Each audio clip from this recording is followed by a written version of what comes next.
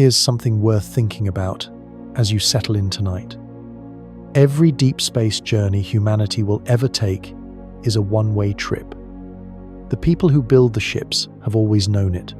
The 5 farthest machines we've ever launched are all still out there, still sailing, and not one of them was given away home. Instead of return fuel, we loaded them with photographs, greetings, and the recorded sound of rain. On Mars right now sit a few dozen sealed pebbles, and bringing just those home would take 3 more spacecraft and a bill of 10 billion. Whatever stands between deep space and the road back is bigger than engines and older than rockets. Tonight we'll find out what it is, piece by piece, why the door out only opens one way, and why the whole answer might be the gentlest fact in all of physics. If you enjoy falling asleep to journeys that completely reshape how you see the universe, do me a small favor and hit that subscribe button. It genuinely helps this channel grow and lets me keep making these deep dives for you. Also, tell me in the comments where in the world you're falling asleep tonight. For now, dim the lights and settle in. Let your shoulders come down and your jaw unclench.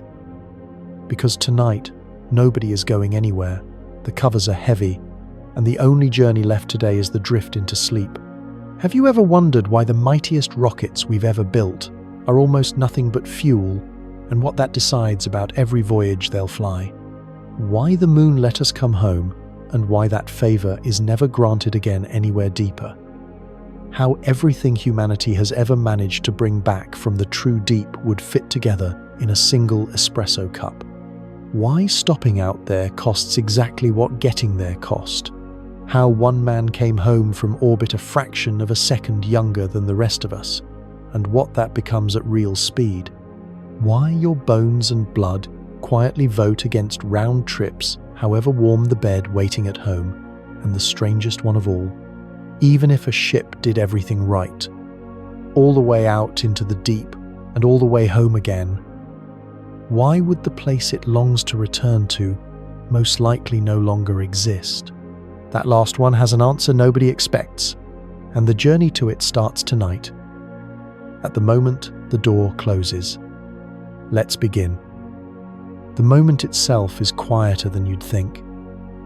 Picture yourself aboard, early in the voyage, on a ship built for the deep dark beyond the planets. There's no ceremony when it happens. No alarm. No announcement. No line painted across space.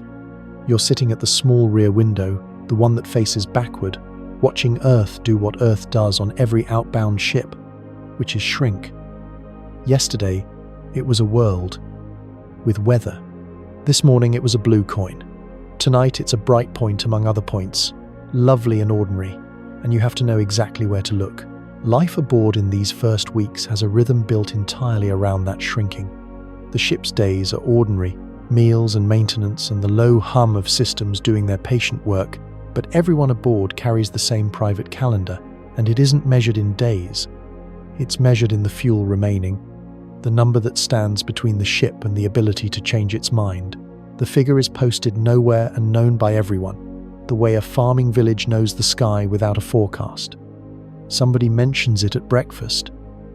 Somebody recalculates it against a course correction, and it ticks downward with every gentle burn, a tide going out that will not come in. Ships have always had such numbers. The emigrant vessels had the water casks, the polar expeditions, their depots of seal meat and biscuit, quiet figures that drew the line between venture and commitment. Aboard ours, the number does its slow work in the background of every conversation until the morning it crosses the line the engineers marked before launch, and the voyage quietly changes species, from a trip that could still be recalled to a life that has begun. And somewhere in those hours, while you were watching or making tea or asleep, the arithmetic quietly tipped. The engineers aboard could tell you the minute it happened, because they watch it the way sailors watch the tide. The moment the fuel remaining fell below the cost of turning around, nothing changed in the ship. Everything changed in the mathematics. There is now no burn, no clever course, no heroic maneuver that ends with you back on Earth. The ship sails on exactly as before, warm and humming. The door didn't slam, it closed the way evening closes, gradually and then completely. Sailors and pilots have known this moment for a century, and they gave it the name you already know, the point of no return. It sounds like poetry, but it began as arithmetic, scribbled on the knees of ferry pilots, crossing the wartime Atlantic. Out over the middle of that grey ocean, every crew computed the same quiet line.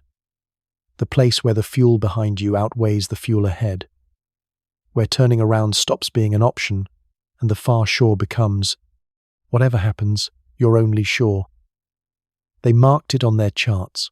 They watched it slide past beneath the clouds, unmarked by anything in the water, and pilots wrote afterward about the strange settling that came over the cockpit when it did. Not fear, the opposite. Decision had left the airplane. There was nothing to weigh anymore, no judgment call riding on every weather report, just one direction and the work of flying it well.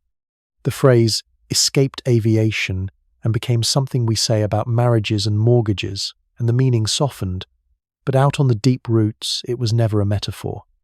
It was a line in the sky, real as a coastline, and crossing it changed the whole feeling of the crossing.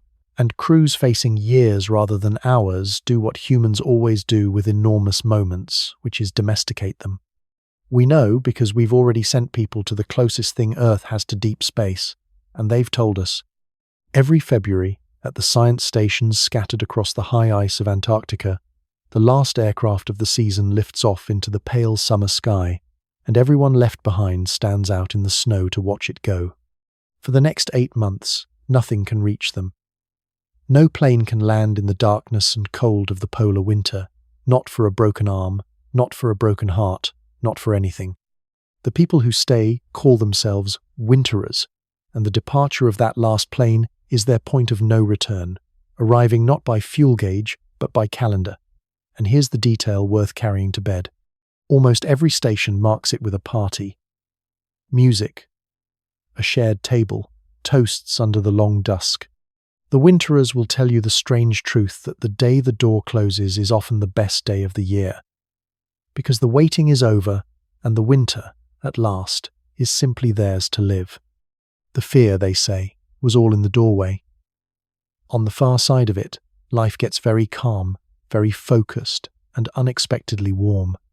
Aboard our outbound ship, you'd learn the same lesson within a week, and you'd learn it at the windows.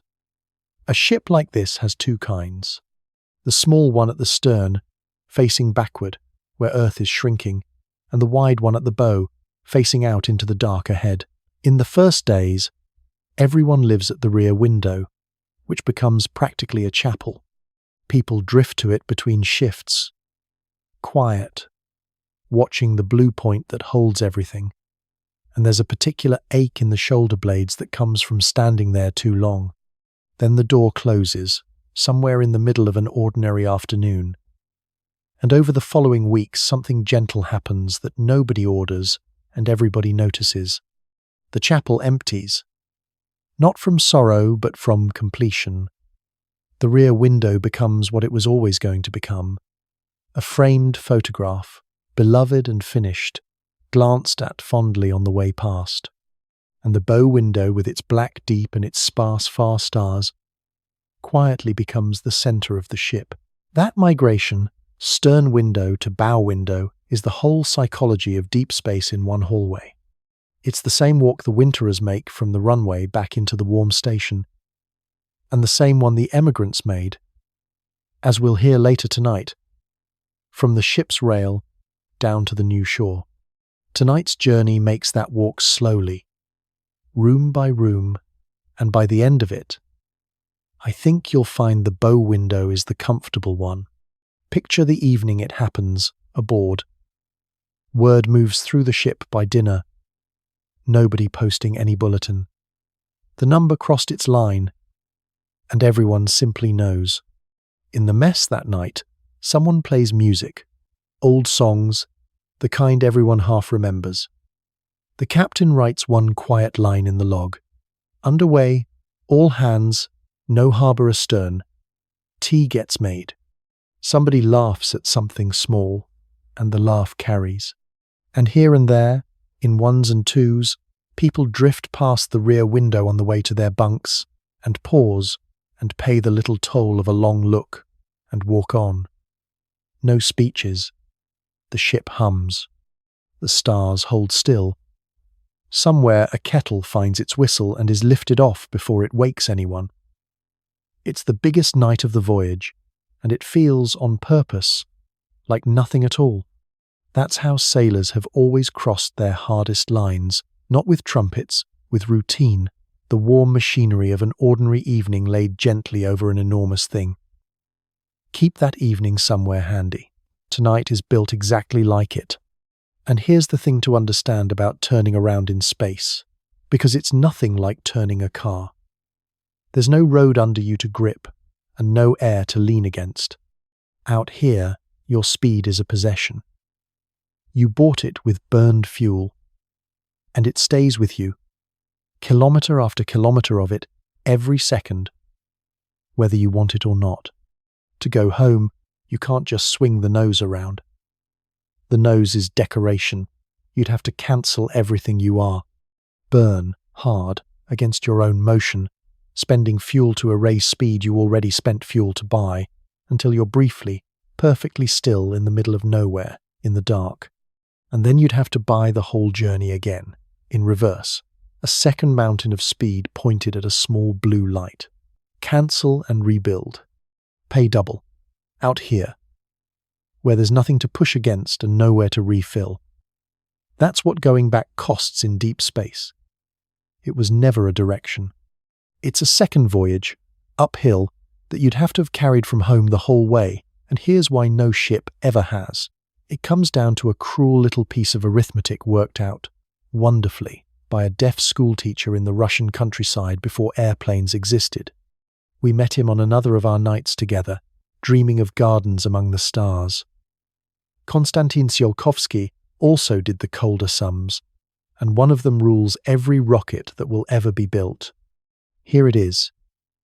In kitchen terms, a rocket moves by throwing fuel out the back. To go faster, you carry more fuel. But fuel has weight, so now the rocket is heavier, so you need more fuel to push the fuel, and more to push that, the tax compounds. Gently at first, then viciously. Double the speed you want, and you far more than double the fuel you need. The numbers grow the way rumors grow, and they never stop. That's why a rocket on the pad is a skyscraper of propellant wearing a thimble of ship. The mightiest machines our species has ever built are, by weight, more than 9 parts fuel in every 10. The astronauts ride in the rounding error. Take the great moon rocket itself, the tallest machine ever to leave the ground. As tall as a cathedral spire, heavy as a naval destroyer, and nearly all of that magnificent bulk was simply drink, kerosene and liquid oxygen and liquid hydrogen, swallowed by its engines at the rate of a swimming pool every few seconds. Of the whole roaring tower that shook the coast of Florida, the part that actually reached the moon's neighborhood was smaller than a cottage, and the part that came home, the little gumdrop capsule with 3 men folded inside, would fit in your garden. A cathedral leaves, a gumdrop returns. That ratio, roughly, is the universe's honest exchange rate for the easiest deep journey there is, the one to our own front porch, and the rate only worsens with distance, forever. And the equation doesn't care about courage or budgets, or how much anyone misses home. It charges for speed, both ways, always, and it accepts no currency but mass. If you take one image from tonight into your dreams, let it be the honest proportions. When you next see a rocket climb off its pad on the evening news, you'll know you're not really watching a ship carry people. You're watching fuel carry fuel, a burning tower of almost pure momentum, with a tiny bright thought at the very top. And the thought is the payload, and the thought is us. Engineers, to their eternal credit, have found exactly one trick against the tyrant, and you've seen it work on every launch you've ever watched. The rocket eats itself. A few minutes up, the first stage, drained empty, is cut loose to fall away, so the engines no longer haul its dead weight. Then the next stage burns and drops. And the next, the machine shedding its own body, like a climber, tossing aside empty oxygen bottles on the way up the mountain. Staging is why we reach orbit at all, and it's a beautiful, brutal economy. A vehicle designed from the first drawing to mostly not come along. But notice what the trick actually buys. It trims the tax without ever repealing it. Even a rocket that sheds itself perfectly still delivers only a sliver of its launch weight to speed. And the arithmetic of that sliver is exactly why the great pyramids of propellant stand on the pad in the first place. And notice the trick's dark twin, hiding in plain sight. A ship that throws its stages away is a ship that has, by design, burned its own road home. The empty tanks tumbling into the ocean are the return trip, spent and sinking. Every staged rocket ever flown was one way by construction, and we simply arranged for the falling home part, the capsule and the parachutes, at the very end, from the front porch heights where falling still works. You might be wondering then whether better engines change the story. And they change its scale, wonderfully, without ever changing its shape. An engine that pushes harder for every kilogram it burns shrinks the mountains.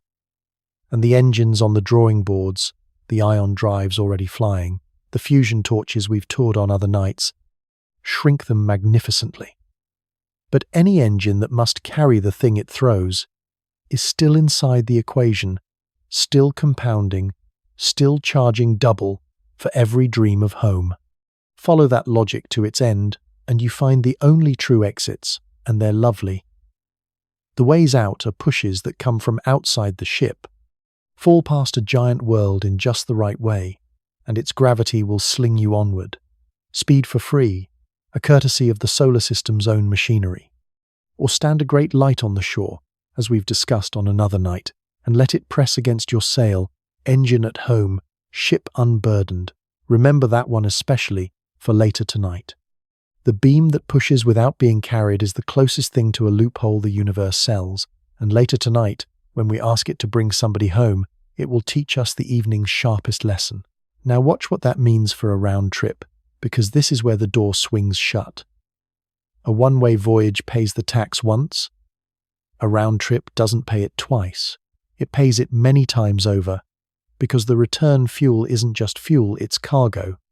Every ton of come-home juice must itself be pushed up to speed on the way out, which takes more fuel, which must also be pushed. And the spiral turns. Ask the mission planners what happens when you demand a round trip to somewhere truly deep. And they'll show you ships that grow on paper like something feeding, doubling and doubling until the launch weight stops being an engineering number and becomes a joke. A one-way probe the size of a piano needs a rocket the size of a cathedral. Bring it home, and you'd need a rocket no one could build, burning fuel no one could lift, to carry fuel whose only job is to carry fuel.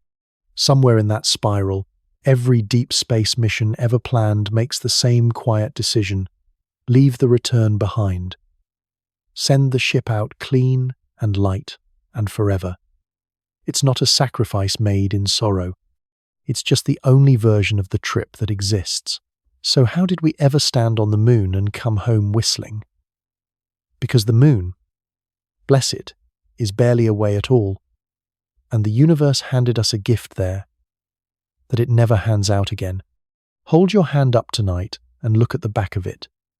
If Earth were an apple in your palm, the moon is a cherry about an arm's length away, and everything else, everything, is across the sea. Coming home from the moon costs almost nothing. And here's the lovely reason. Earth's gravity does the work.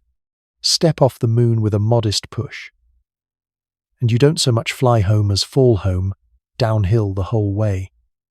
Our planet's great blue mass reeling you in like a lantern reels in moths.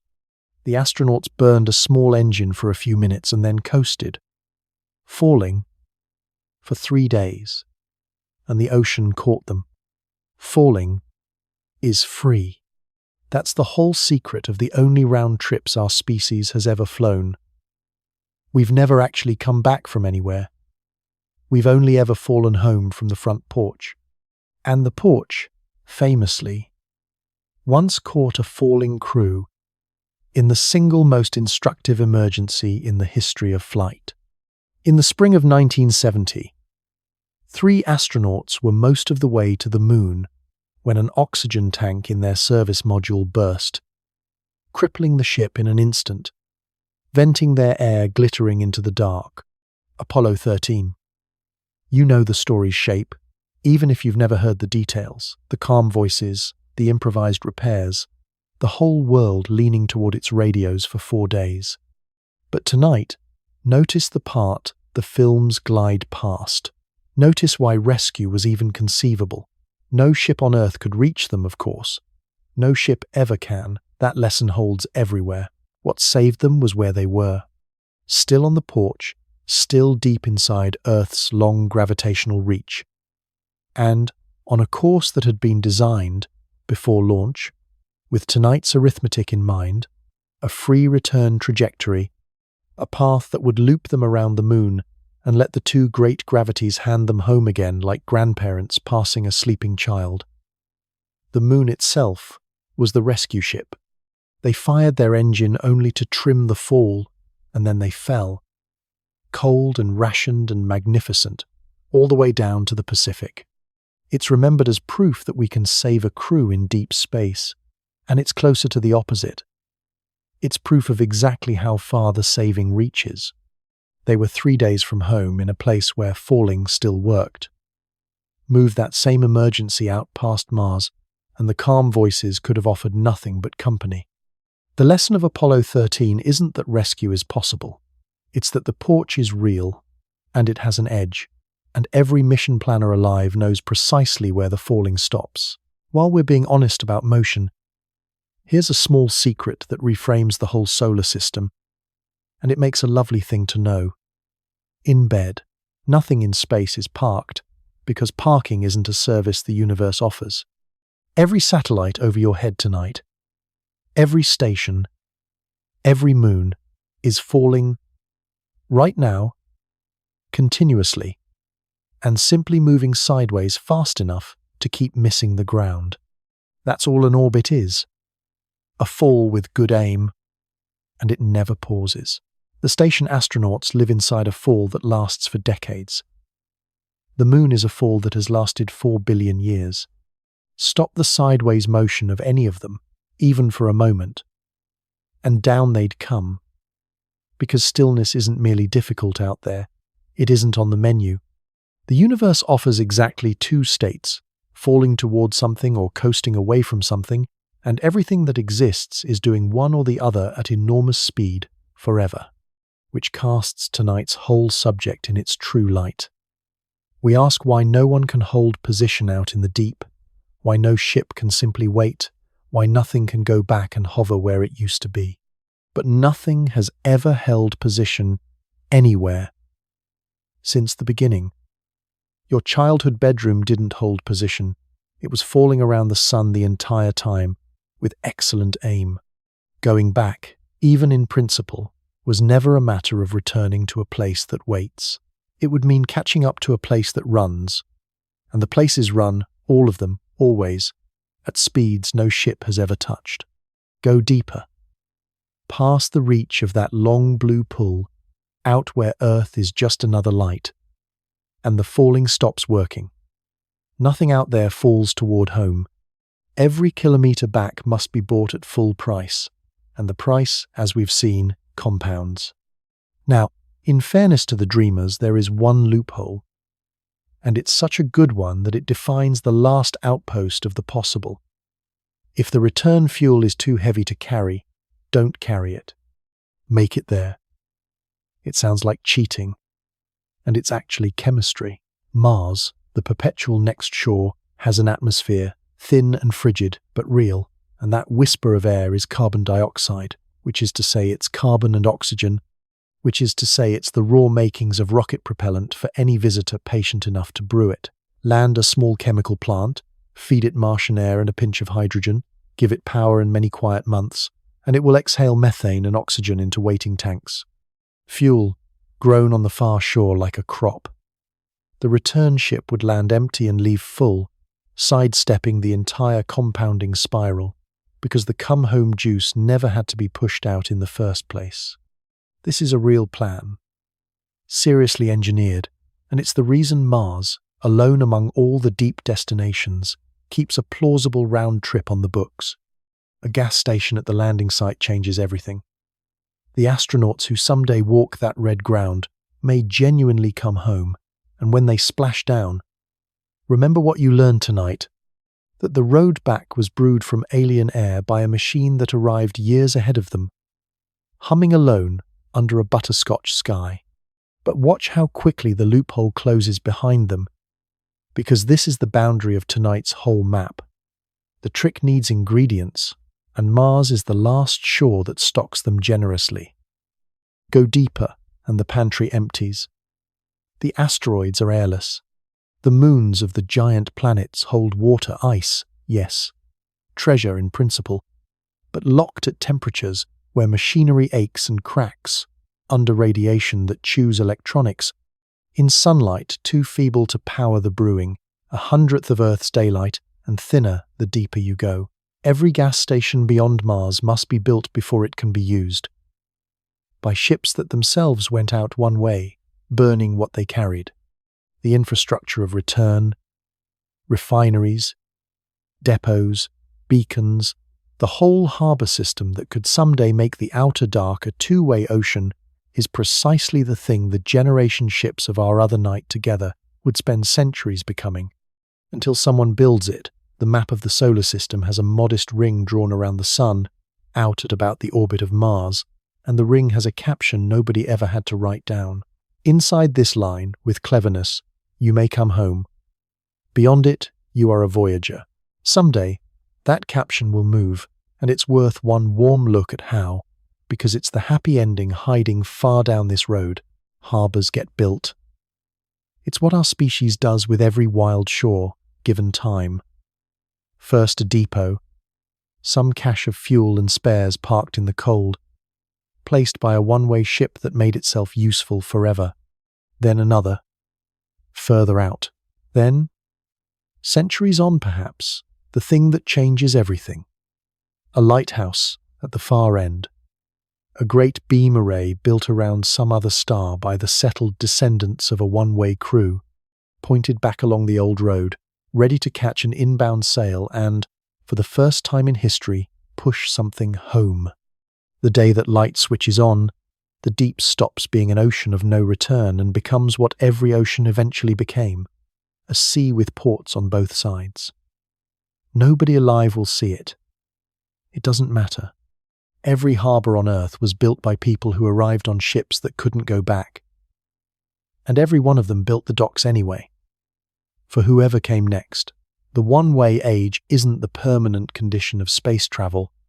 It's the founding condition, the same one every coastline on Earth once had, back before the piers, back when every landing, everywhere, was forever. And if you ever feel small against that time scale, remember who you're descended from. Somebody stood on every one of those first shores, soaked and committed, and started stacking stones above the tide line. The harbours of the deep will be begun the same way, by hands like the ones resting on your blanket now, and finished by nobody, because harbours are never finished, only handed on. Tonight the first stones are already out there, golden, patient, singing faintly, and the tide that carries them is carrying you, which is our cue to go and meet the two ships that wear that name like a title. And notice, from bed, how strangely comforting the line is once it's drawn. Almost everything you have ever loved or heard of lives deep inside it. On the harbour side, the coming home side, the one-way universe starts far above your roof. Down here, tonight, every door still swings both ways, and yours is locked, and the kettle is only ever one room away. Which brings us to the machines that live with this truth, and to the loveliest engineering decision of the whole space age. Right now, further from your bed than anything human hands have ever touched, two spacecraft are sailing through the dark between the stars. the Voyagers. They left in the late 1970s, two grand pianos of gold and aluminum, flung out on a rare alignment of the planets that comes once in a long human lifetime. And they toured the giant worlds, Jupiter's storms, Saturn's rings, the pale blue strangeness of Neptune, sending home photographs that rewrote the textbooks. And from the very first sketch, decades of genius aimed at one goal, not one line of the plan involved, bringing them home. There's no return tank aboard, no comeback trajectory in a drawer somewhere. The people who built them knew the arithmetic in their bones, so they didn't argue with it. They embraced it. These would be forever machines, built to leave, thank you, and keep leaving. The man who led their science for half a century, a gentle physicist named Ed Stone, worked on those two ships from before launch until past his 90th year. And he never once got them back. Nobody ever will. Right now, tonight, they're both still out there, still whispering home on power, fading like a candle burning down, each whisper taking most of a day to reach us. Farther away with every word of this sentence. Farewell, done properly, at planetary scale. And some years ago, each of them in turn crossed a boundary that belongs in tonight's story, like a key in its lock. All this evening we've talked about the sun's wind, the outward breath of our star, streaming past every planet, the breeze that fills a magnetic sail. That breath doesn't blow forever. Far out in the dark, several times farther than the last planet, it finally goes thin, falters, and piles up against the faint pressure of the gas between the stars, the way a river's push dissolves at last into the sea. There's a real edge out there, a windless line wrapped all the way around the solar system, and both Voyagers have now sailed through it, their instruments feeling the wind from home die at the bow, and the older, stranger breath of the galaxy take its place against the hull. Think about what that means in the language of this night. They are beyond the last breath of the Sunday. No particle of home reaches them anymore, not its wind, not its weather, barely its light. If ships have an official moment of never coming back, that crossing is it, the harbour bar of the whole solar system. And, as of this decade, our species has two vessels beyond it, both still faintly singing. Everything else humanity has ever made is inside the bar, in the harbour, with us. Those two are at sea, the true sea. And the sea, as the whole night has been saying, runs one way. Well, almost everything else. The Voyagers belong to a club, and the club is so small it's worth reading the whole membership aloud, because it is the complete list of human objects that will never come back. 5 ships. The 2 pioneers went first, trailblazers through the asteroid belt and past the giants, and they carry the little engraved plaques we'll admire properly later tonight. Their voices are already gone. The last faint signal from the farther one arrived a generation ago, mid-ocean, mid-sentence, and then the sky in that direction went quiet, though the ship itself sails on perfectly well, silent and whole, a letter that outlived its own reading aloud. Then the 2 Voyagers, still murmuring. And 5th, the baby of the club, the piano-sized probe that raced past Pluto not long ago in our terms, taking 9.5 years at the fastest launch speed ever achieved to reach its target, for a flyby that lasted, in its intense, scientific heart, a single day. 9 years of sailing for one day of wonder. Photographs of ice mountains and nitrogen glaciers that stunned the world, and then straight on into the dark, unable to stop, the 50-year flyby lesson compressed into a decade and actually lived. 5 ships, out of everything we've ever built, not counting the spent rocket stages that flung them, tumbling dark and unsung along their own forgotten roads. Every skyscraper, every fleet, every satellite swarm, all the rest of it stays. 5 envelopes, posted forever. If a civilization is judged by its letters rather than its walls, those 5 are ours. And notice the postage we chose. Not one of them carries a weapon or a claim or a deed of ownership. They carry greetings, maps of home, music, and a dead astronomer's ashes. When we finally mailed ourselves to eternity, that's what we put in the envelope. And because the builders knew their ships were never coming home, they did something no returning mission would ever think to do. They packed for eternity. Bolted to the side of each Voyager is a golden phonograph record in a golden jacket, and on it the sounds of the world that couldn't follow. Greetings in dozens of languages, rain and surf and thunder, a heartbeat, laughter, a mother's first words to her newborn. Music from every corner of Earth, chosen over months by people who understood they were building the last letter home in reverse, a letter from home, carried outward forever. And hidden in the record's grooves is one track no listener could ever decode without being told, and it's the most one-way message ever composed. During the months of the record's making, its creative director, a writer named Anne Druyan, and the project's leader, Carl Sagan, fell in love. The engagement itself decided in a single phone call that both of them would describe for the rest of their lives. Days afterward, as planned for other reasons, Anne went to a laboratory and had the electrical rhythms of her body recorded for the record. Her brain waves, her heartbeat, an hour of the nervous system of one human being, compressed to sound. She spent that hour deliberately thinking about the history of ideas, about the state of the world, and about being newly, secretly, completely in love. That recording is aboard both ships. It crossed the heliopause with them. Whatever a mind in love actually is, whatever pattern it makes in a living body, a real hour of it is now beyond the last breath of the sun, outbound among the stars, expected to outlast every mountain on Earth. She has said, in the years since, that it makes her happy to think of it sailing. Not sad, happy. Keep her verdict in your pocket for the end of tonight, because she faced the deepest version of tonight's question, what would you send forever, knowing nothing comes back? And her answer was the truest hour of her life. There are instructions etched on the cover, drawn for eyes that may not exist, showing how to play it.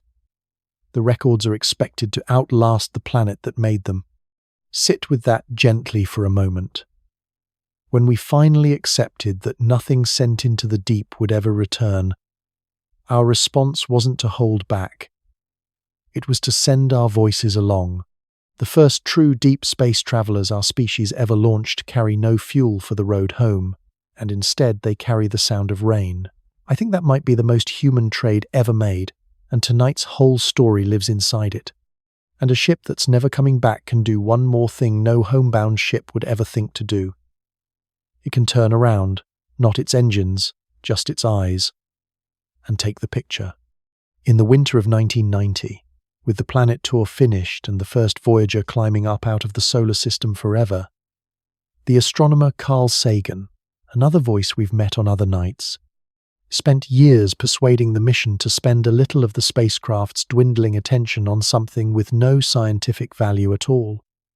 Turn the camera back the way we came, he asked, and photograph home. From out there, 4 billion miles down the road, past the orbit of Neptune, Voyager took a family portrait of the solar system and in one frame, almost by accident, caught Earth. It's barely there. A single pale blue pixel, less than a dot, hanging in a stray shaft of scattered sunlight, like dust in a curtain gap. Everyone you've ever heard of, every kingdom and summer and song, on a point of light, you'd wipe off the lens by mistake. The picture is called the pale blue dot, and people sometimes find it lonely. But notice what it really is. It's the view from the rear window, taken at the moment the rear window stopped mattering. Our whole species standing at the stern the way you stood there earlier tonight, taking one long look before walking forward to the bow. Only a ship with no way back ever takes that photograph. A returning ship photographs its destination. A leaving ship photographs home. And do you know which window the astronauts themselves choose? Given the whole universe to look at. Ask anyone who has flown aboard the space station, humanity's front porch balcony, and they'll tell you about the great 7-paned cupola window, the finest viewpoint our species has ever built. One side of the sky offers the stars, the entire unfiltered cosmos, no atmosphere in the way. The dream of every child who ever owned a telescope. The other side offers Earth, and it isn't close. The crews cluster at the Earth side, mission after mission, year after year, spending their scarce free evenings watching thunderstorms bloom silently over continents, deserts turning gold at dusk, the blue rim of the air on the world's edge, their own hometowns sliding by under cloud. They photograph Earth by the 100,000 frames, and the stars hardly at all. Up there, with the whole outward universe on offer, human beings press themselves to the rear window and gaze at where they're from. Some of them report that the feeling reorganizes them permanently, this helpless love of the whole blue ship at once. So when tonight's future crews finally sail beyond the porch, whatever the mission patches say, we know what the precious cargo really is. It's that view, carried inward. The deep ships will be full of people who fell asleep as children under glow-star ceilings, dreaming of the stars, and who will spend their watches, every one of them, glancing back at a pale dot in the window, dreaming of rain. The two travellers are very old now, and their long goodbye has a rhythm all its own. Their power comes from slowly decaying plutonium, a battery that fades like an ember, a few watts less every year. And for decades the engineers have managed the decline the way a family manages a beloved grandparent's strength, retiring one instrument at a time. The cameras went first, no longer needed in the empty dark. Then heaters, one by one, instruments working on in cold that should have killed them, decades past their warranties. Each shutdown is argued over for months, because each is irreversible. And the teams speak of the ships the way you'd expect by now, not like hardware, like elders. Sometime in the coming years the last instrument will fall silent, and the ships will sail on, dark and complete. No longer callers, just carriers. 2 bottles in the longest current there is. Have you ever wondered what that final contact will actually be like? In the room where it happens? Probably nothing cinematic. A scheduled pass on one of the great desert antennas, some quiet night shift, the familiar faint carrier tone present at the appointed minute. Data thin but there. And then, on some later pass, days or weeks on, simply nothing where the whisper used to be. And a young engineer, born decades after launch, running the checklists twice and looking up from the console and the room understanding. No wreckage, no ending, nothing gone wrong at all. A voice completing its long diminuendo into the general hush, mid-ocean, mid-song. They'll probably keep listening a while anyway. The way you stand a moment longer on the road after the wave at the bend. Some furniture of the heart is very old and works at any scale, and on the ground, the listening will have been its own devotion all along. 3 giant dish antennas in the California desert, in Spain, in Australia, spaced around the planet so that as Earth turns, one of them is always facing the deep, have passed the voyagers from ear to ear every day for nearly 50 years. Harbour lights burning for ships that everyone knows are never coming in. We kept the lights on anyway. Of course we did. That's the other half of every one-way voyage, the half that stays. And tonight's story belongs to them too, because you might be wondering whether this is all just an engine problem. Give it a century, better rockets, fusion torches, those wonderful light sails we've met on other nights, surely then the door opens both ways. And here's where the story takes its first strange turn, because the answer is no, and the reason is beautiful. Speed itself is the trap. Suppose you build the dream engine and work up to a serious fraction of the speed of light. the only pace at which deep space shrinks to human size. Now, remember what speed is out there. A possession. It doesn't wear off. Arrive at your far destination doing a tenth of light speed, and unless you can shed every bit of it, you don't visit your destination, you streak through it, a bullet passing a garden. We learned this lesson on another night from the 50-year flyby, the great paper starship that could reach a nearby star but never stop, buying its crew a single day of photographs after half a century of flight. Stopping costs exactly what starting cost. The same mountain of speed, cancelled coin for coin. So a journey that ends at rest pays double, and a journey that ends at rest back home pays double twice. Out, break, home, break. 4 mountains. The faster you go, the taller every mountain grows, and the tax on each one compounds like the rocket equation's cruel little heart beating inside it. And speed collects one more toll on the road itself, which is why fast ships wear armor on their faces. Space between the stars isn't quite empty. It's dusted. A few stray grains per country-sized volume, nothing at all at a stroll. But remember our generation ship night. At a serious fraction of light speed, a grain of dust arrives like a cannon shell, and the road home is exactly as dusty as the road out. A ship that dreams of a return leg isn't just budgeting fuel for 4 mountains. It's budgeting a second bow shield, a second decade of sandblasting, a second everything. And every kilogram of that second everything joins the compounding spiral back at the launch pad. The deep doesn't only charge you to travel it. It wears away the traveller, grain by grain. And the toll booth faces both directions. Engines improve. The arithmetic doesn't. It just sits there in the dark, patient as winter, quoting the same 4 prices to every century that asks. Ah, but the beam, you might say. The lighthouse trick from earlier, the engine that stays home and pushes the ship as light. Doesn't that step outside the equation entirely? It does, gloriously, and now comes the sharpest lesson of the night. Because look at where the lighthouse stands. The great laser array that hurls a sail toward the stars is built at home. By home, drawing home's power. It can throw you outward across the deep with fuel costs of nearly nothing, the one clean escape from the tyrant physics allows. And it cannot, ever, bring you back. Because to come home by beam, someone has to be standing on the far shore, behind you, with a second lighthouse of their own, aimed at your returning sail. There's no one there. That's rather the point of going. The beam is an offered hand, and an offered hand can only push from where it is.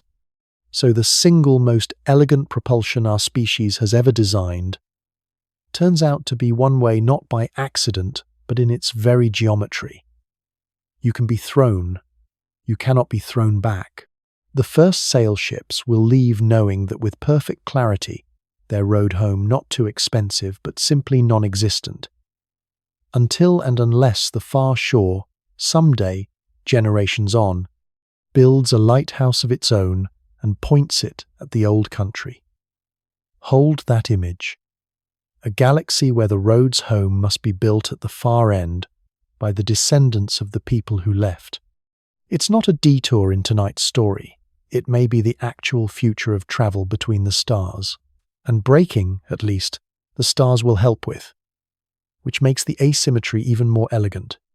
We saw on our generation ship night how a crew can slow down for free, unfurling a great magnetic sail and letting the destination star's own outrushing wind lean against it. Years of gentle drag paid for by the star itself. Every star sells that service. Every star blows its wind outward, a permanent offshore breeze at every port in the galaxy. And that's exactly the shape of the trap, isn't it? An outward breeze can catch an arriving ship and ease it into harbour. It cannot fill the sails of one trying to leave for home, because leaving means sailing straight into it. The universe, it turns out, is all arrivals. Its winds welcome you in wherever you go and speed you on your way out from behind, and not one force in it is aimed back along the road you came. Gravity slings you outward past the giants. Light presses you outward from the lighthouse. Star wind gathers you in at the far end. Every free ride in the cosmos points away from where you started. When people say the universe is hostile, I think they're misreading it. It's not hostile. It's generous to a fault. In one direction. It's a current. And everything is downstream. And if you want a second opinion on all this, ask nature herself, because she runs her own deep space program, and it reached us recently. A few years back, telescopes caught something never seen before, a visitor from outside, a small dark object falling in through the solar system on a path no local body could have, steep and fast and unbound. It had been sailing the space between the stars for millions of years, perhaps far longer, a chip of some other system's making, and for a few precious weeks it was here, sweeping around our sun on a tight bending curve. Astronomers scrambled every mirror they had. And then, and this is the part that belongs to tonight, it left. Of course it left. It rose away out of the ecliptic, faded past the reach of the great telescopes, and returned to the deep, outbound forever, and there was nothing in physics that could have kept it, and nothing that will ever bring it past us again. A second visitor followed within a couple of years, a wanderer with a faint comet's breath, and it did exactly the same, curved in, lit briefly by our star, curved away, gone. Even nature's own interstellar travellers, with millions of years to play with, and no fuel tanks to worry about, pass through. No U-turns, no second laps, no going back to the last star for something forgotten. The choreography of the whole galaxy is written in one-way passes, and when we finally send our own ships out among the stars, they won't be defying the natural order of things, they'll be joining it. Though nature, in fairness, does run one famous return service, and it's worth a nod, because the exception draws the rule in gold. Comets. The bound ones, the loyal ones, fall in from the cold outskirts, round the sun in a blaze of tails, and swing away again, not escaping, just stretching their orbits long and thin, due back on schedule. The most beloved of them returns about every 76 years, and whole human lives have been measured against it. Mark Twain was born in a year of the comet and declared, late in life, that having come in with it, he fully expected to go out with it. And the comet, punctual as ever, obliged, returning the very week he died. Families point it out to children who will point it out as very old people to children of their own. So yes, the sky owns one returning traveller. And look at what makes the miracle work. The comet never leaves. For all its drama, it stays bound, faithful to the sun, a harbour craft on a long, long mooring line. It's not a deep space traveller that found the way back. It's the resident that never left, and its every punctual return whispers the same fine print we've read all night. In this universe you may orbit, which is staying, or you may escape, which is leaving. What you may not do, anywhere, at any price, is both. And even if you paid all four, even then, deep space has quieter ways of keeping you. Consider first how alone the distances make you. Tonight, wherever you are, you live wrapped in a blanket of nearness you never notice. Help, for you, is minutes away, and the whole architecture of human life assumes it. Now stretch that. On the moon, a cry for help takes a second and a bit to reach Earth, and the answer a second and a bit to return. Annoying but survivable. At Mars, the round trip for a single sentence runs from 8 minutes to the better part of an hour, depending on where the planets stand. There's no conversation anymore, only letters. Out at Saturn, where the rings turn in their cold beauty, a shout home takes more than an hour each way. And here's the fact that reframes all of it. At those distances, rescue isn't difficult. It's arithmetically impossible. No ship on Earth, launched the moment your distress call arrived, could reach Saturn in less than years. Whatever happens aboard, the crew solves it aboard, or doesn't solve it at all. Deep space is the first ocean humans will ever sail, where no lifeboat can come, not late, but ever. The ships that go must be worlds enough to save themselves. And that, if you remember our night aboard the Generation ship, is exactly what the Great Arcs are for. Their answer to no rescue was to bring everything. There's a gentler way to say all this, and the old sailors knew it. Beyond a certain line on the chart, you don't carry a way back. You carry your whole life with you instead.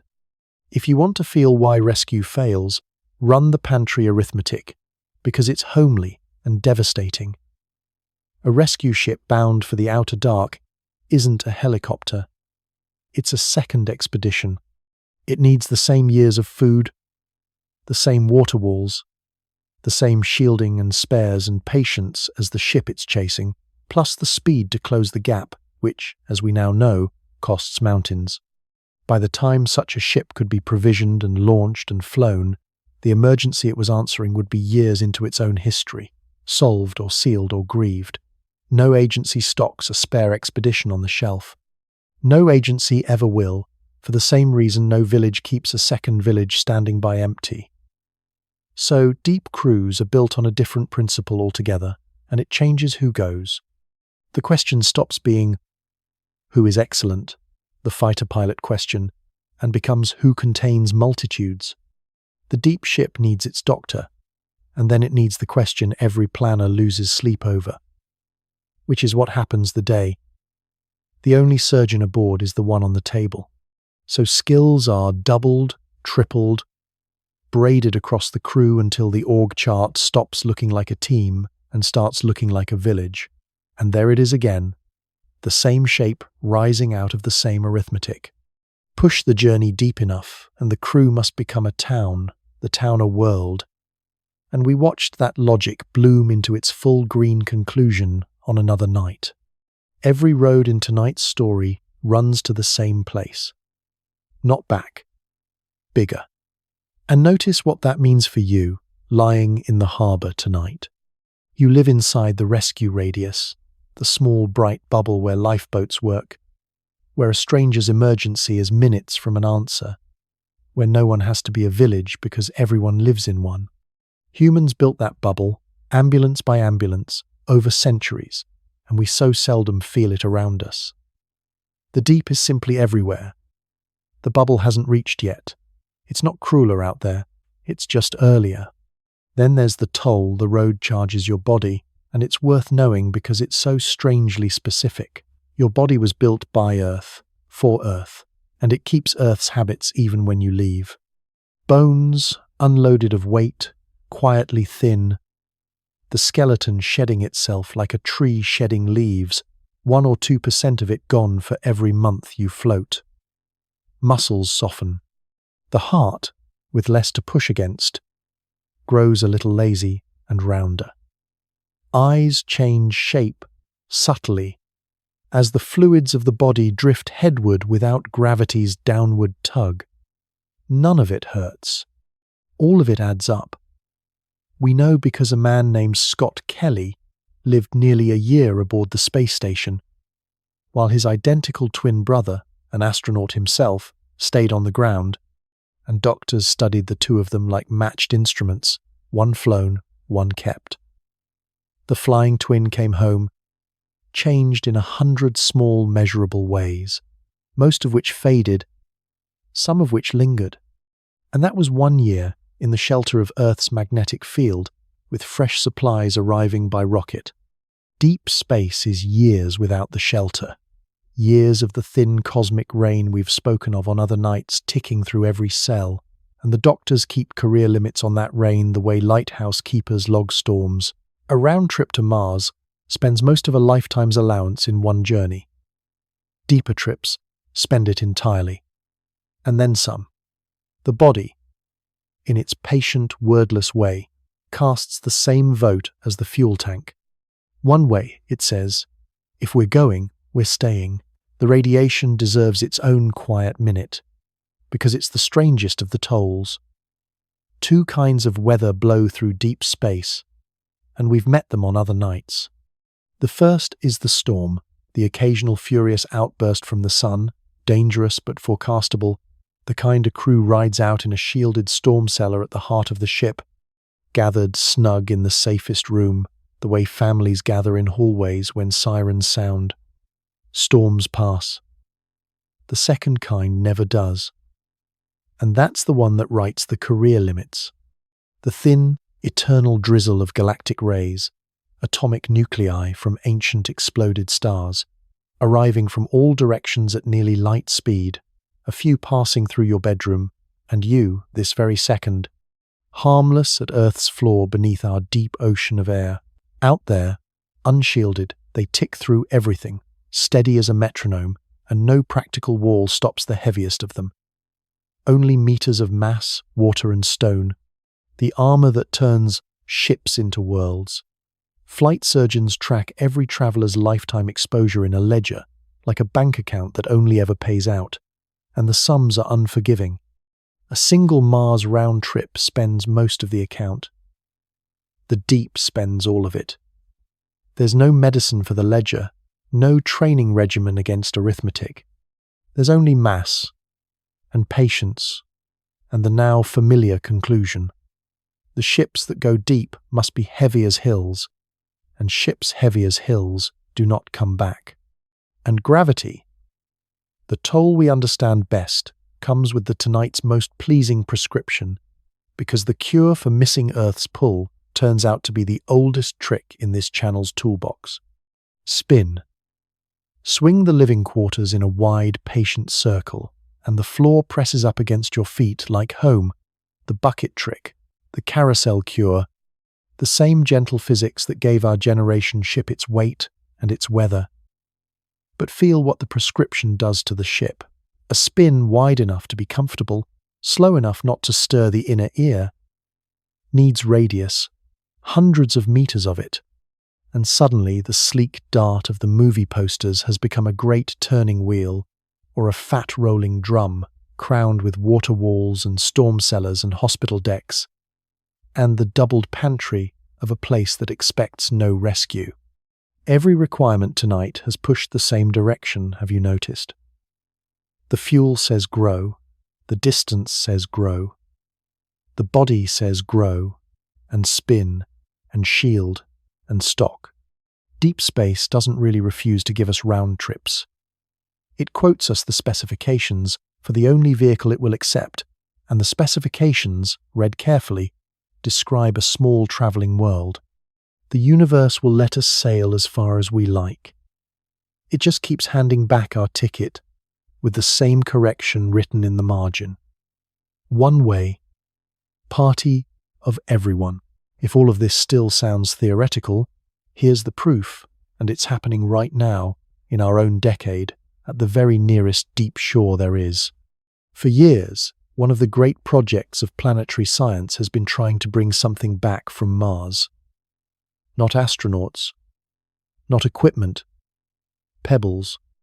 A rover the size of a car has been trundling across a dry river delta, drilling out samples of rock, each one smaller than your little finger, sealing them in tubes like precious spices, and caching them on the ground. The plan to retrieve them calls for another lander, and a small rocket to be carried along and launched from Mars, the first launch ever attempted from the surface of another planet, and a further spacecraft waiting in orbit to catch the little rocket's cargo and carry it home. 3 vehicles, 2 worlds, 1 relay race across years, all to return a bundle of stones you could hold in your 2 cupped hands. And the cost of that relay has grown so fearsome, on the order of 10 billion in any currency you like, that the whole endeavour keeps being redesigned, delayed, rethought, its planners hunting for any cheaper path. Sit with the scale of that for a second.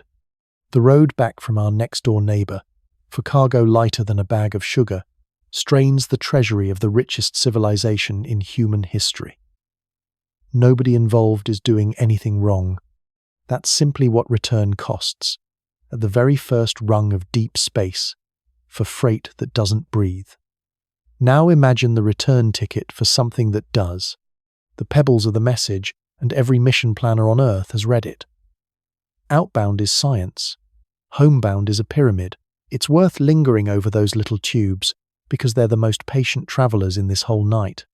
Each one is titanium, about the size of a whiteboard marker, sealed with a care that borders on ceremony. And the rover has been filling them for years, one drilled core at a time, each from a spot the scientists came to know so well they gave it a name. The way you'd name a bend in a familiar river. Some tubes ride aboard the rover still. Others were laid down, deliberately, on a flat stretch of ground, arranged one by one on the dust. A neat little depot of treasure under the butterscotch sky, photographed from every angle so that whatever finally comes for them will know exactly where to kneel, and the rocks don't mind the weight, which is measured now in decades and redesigns. They've been lying on that riverbed for 3 billion years. They were old before Earth grew grass.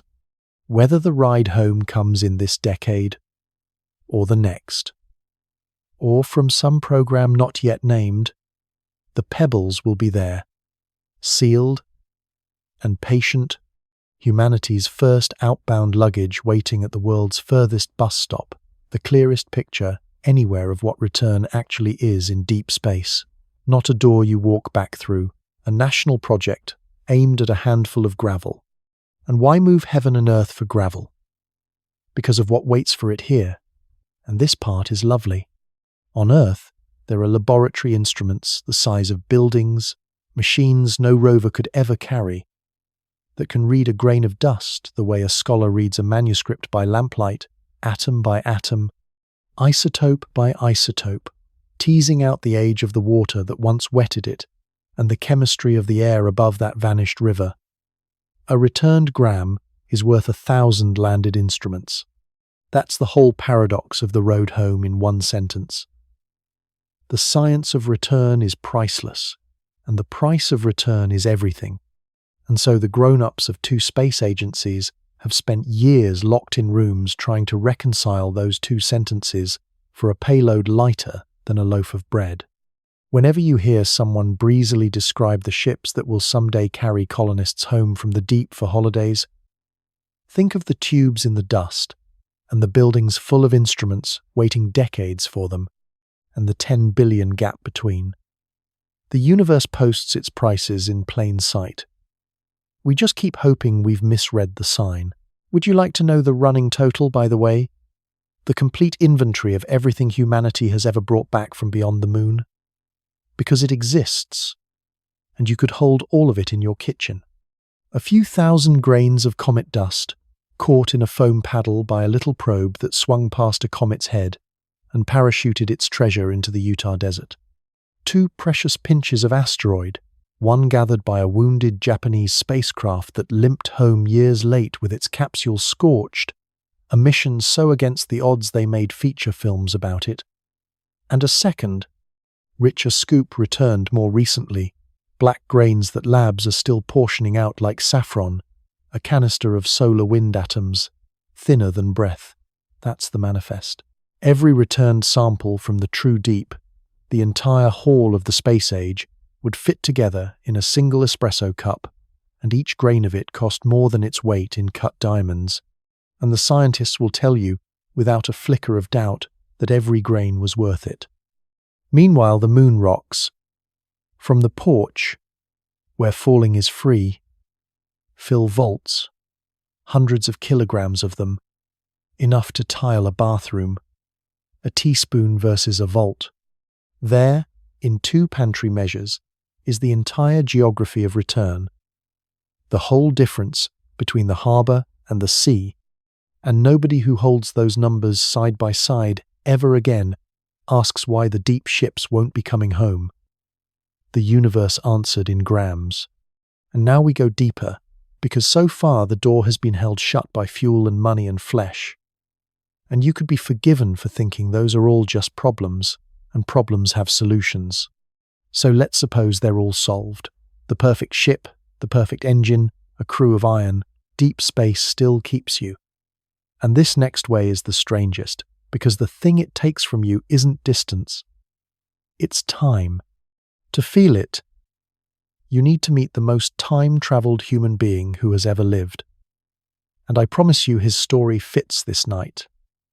Like a key fits a lock.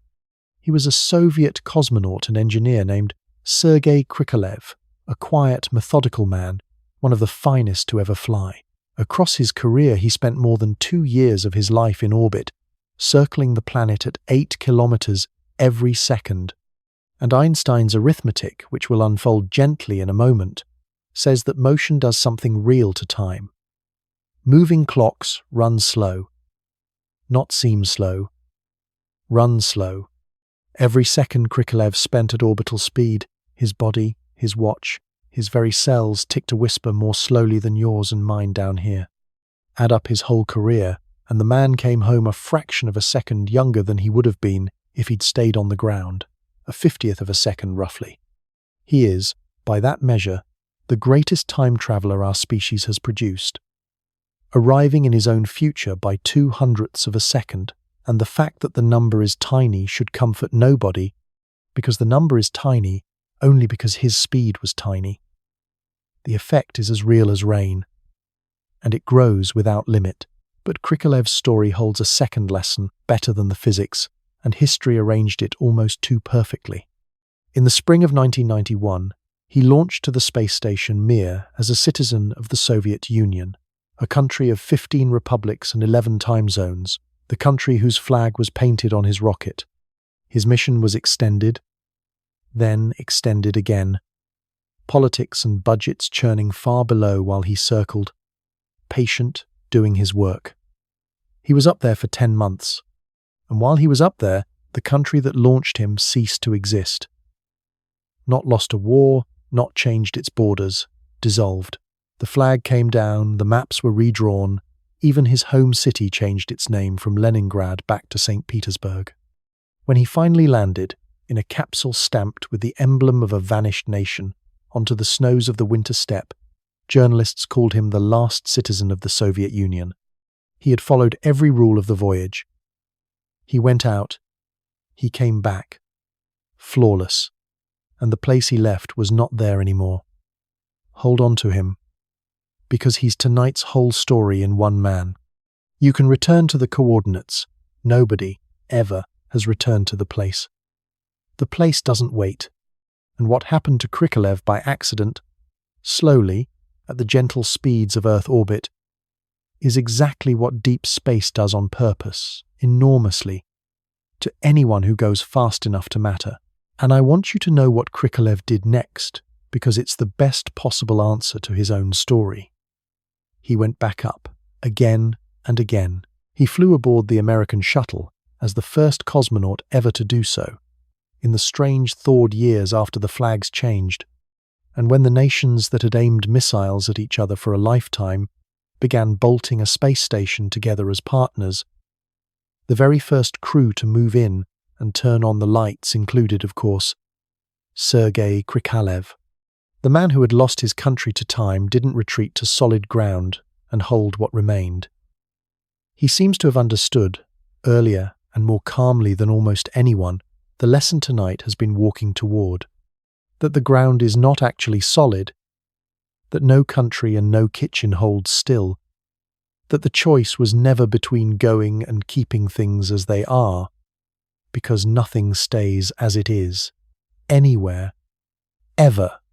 Given that truth, he chose the sky, the honest place, the place that never pretends to hold still.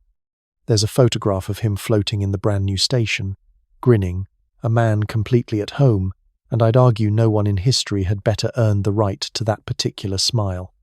He had already survived the thing every deep space traveller fears.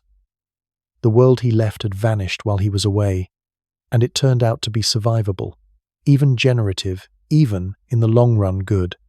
Hold his grin next to the American wake we're about to attend, because they're the two faces of the same coin. and our species is going to need both in its luggage. Here's how. And we'll take it slowly, because it's one of the strangest true things a person can fall asleep knowing. Einstein's discovery, checked now 1,000 ways, in orbiting clocks and particle halls and the satellites your phone listens to every day, is that time is not a great shared river carrying us all at the same pace. It's personal. Your speed changes your clock. At everyday speeds, the difference is a whisper, Krikolev's 50th of a second. But push toward the speed of light, the only speeds that make the stars reachable inside a lifetime, and the whisper becomes a roar. At 9/10 of light speed, a traveller's year is more than 2 of ours. At 99%, one of theirs is 7 of ours. Closer still, and a single year aboard can swallow a generation at home. Notice the beautiful, terrible thing hiding in that arithmetic. It's a gift on the way out. The crew ages slowly. The impossible distances fold up small. A nearby star becomes a voyage of a few subjective years. The universe, at speed, is astonishingly generous to the traveller. It presents its bill only if you try to go home. Because while your clock ran slow, Earth's did not. Fly 20 light years out and 20 back at a serious fraction of light speed, and you might step off the ship having aged a decade, trim and sharp, into a home port where 50 years have passed. Everyone who waved you off is old or gone. The children are grandparents. The music is different, the streets, the language slightly, the maps. Your house may stand, the way Krikolev's city stood, but the place, the living, breathing place made of particular people on a particular morning, has flowed away downstream. You didn't miss it by taking too long. You missed it because, at those speeds, the voyage out is also, unavoidably, a voyage forward in time. And time is the one direction with no return fuel. The universe will happily sell you the stars. The price on the tag is your century. If the slowing of moving clocks sounds like philosophy, reach toward your nightstand, because you own proof. The satellites your phone quietly consults for directions carry atomic clocks, and those clocks, hurtling around the planet, disagree with the clocks on the ground, exactly as Einstein said they must, by a few dozen millionths of a second every day, a whisper. But navigation is triangulated from timing so precise that an uncorrected whisper would smear your position by kilometers within a single day, and within a week the blue dot on your map would drift into the sea. So the system corrects for time itself, deliberately, continuously, as routine maintenance. Somewhere above your roof right now, machines are adjusting for the fact that their time is not your time. Relativity isn't an idea in a book. It's a line item, checked daily, in the upkeep of the modern world, and it has been for as long as you've had a phone that knows where it is. And to hold the stranger half of it, let me give you 2 sisters, because the old physicists always told it with twins, and there's no improving on family. Imagine them at the dock of some future port, saying the long goodbye we've been circling all night. One boards a ship bound for a star 40 light years out, cruising near the speed of light. One stays and waves. For the traveller, the strangest part is how normal everything stays. Aboard, clocks tick honestly, hearts beat on time, tea cools at the usual pace, 4 decades of distance folding themselves into a few years of shipboard mornings. Nothing aboard ever feels slowed. And that's the deep rule of it. Your own time is always ordinary. It's the gap between travellers that grows. The sister at home lives those same years at Earth's full unfolding pace, a whole adulthood of them. And you might fairly ask, wait, from the ship's window isn't Earth the one rushing away? Why doesn't the arithmetic cut both ways? It's the right question, the one that bothered physicists themselves for years. And the answer fits in a sentence. The sister who turns around is the one the universe bills. Cruising is symmetric. But coming home requires the turnaround, the firing of engines, the felt shove of reversal that no one aboard can mistake. And that shove is where the voyage's asymmetry lives. The traveller feels her journey fold, the waver never feels a thing. So the sister who went returns young into her sister's old age, and they sit down across a kitchen table that has become a bridge between decades. And notice, gently, what physics has done here. It hasn't killed the homecoming, it's transformed it into inheritance. You can cross the stars and come back to family, just never to your own generation of it. And what would that table actually be like? The strangest reunion physics permits. Warmer than you'd fear, I suspect. The young traveller, hardly older than the day she left, meets grand nieces who grew up on stories of her. Her own face young in the old photographs on their walls. She is to them the family legend walked out of its frame. And they, to her, are the harvest of the sister she left. The wave at the dock unfolded into a whole living room of faces with the family chin. Nothing about it is what either sister pictured at the dock. Somebody has to fetch more chairs. The kettle goes on twice. And notice that the universe permitted every bit of this. The crossing, the return, the tea, the resemblance. What it declined to preserve was only the calendar. Physics, it turns out, doesn't forbid coming back to your people. It just insists, firmly, that your people will have kept living while you came. There's one more time, truth to fold in, and it's the tenderest, because you use it every clear night without noticing. Light takes time to travel, which means looking out is always looking back. The sun you saw this evening was the sun of 8 minutes ago. The nearest stars in your window are years-old news, the further ones centuries, and the great telescopes, peering across the deep, routinely photograph light that left its home before Earth had trees. Astronomy, when you hold it right, is the one working time machine our species owns, and notice which direction it runs. You can see the past with perfect clarity. It's on display every night, free, over every roof on Earth. You simply can't go there. The universe grants unlimited viewing of everywhere you can't return to, as if the whole sky were a rear window, which of course is exactly what it is, and the same courtesy runs the other way. Out on some far world, generations from now, a descendant with a good telescope could point it home and see, not the Earth of their present, but the Earth of the light's departure, our era, our sky, conceivably our very decade, arriving at last across the gulf. The past isn't destroyed, it turns out. It's in transit. Every moment that ever happened is still travelling outward, through the universe at the speed of light.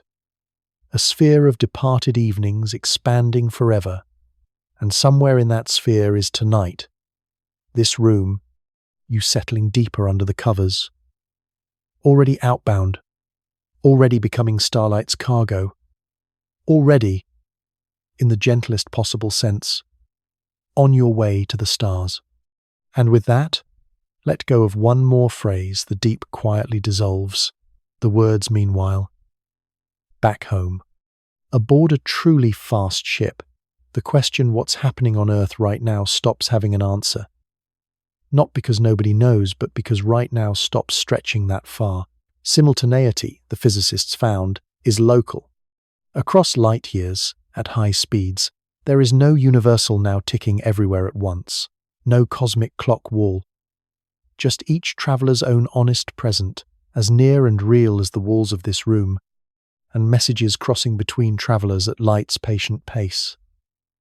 The crews of the far ships won't wonder what home is doing tonight, the way you might wonder about a distant friend. They'll learn gradually to live the way the old letters taught, in their own full present, with love in transit both directions, which, if you think about it, is only what everyone has ever done. Your distant friends live in your letters and your memory between meetings. The deep just makes the everyday truth visible. Now was always a place, not a time, and you're in it. Now, you might expect a fact like that to have arrived recently, with the physics, but here's where tonight folds back into the oldest human stories, because our species has always known what one way means. We've been making these voyages, in miniature, for as long as there have been horizons. Think of what it meant, a century and a half ago, to emigrate. A family in a stone cottage decides the far shore is the future, and the ocean between costs. Everything they have, one direction, steerage, no return. And the people of their village understood something we've almost forgotten. In the west of Ireland, they gave it a name that still stops the heart: the American Wake. Do you know what they sang at them? The old collectors wrote some of it down. Songs addressed directly to the departing one, by name, verses passed around the room the way the fire's warmth was, half blessing and half lament. And the songs did the thing songs are for.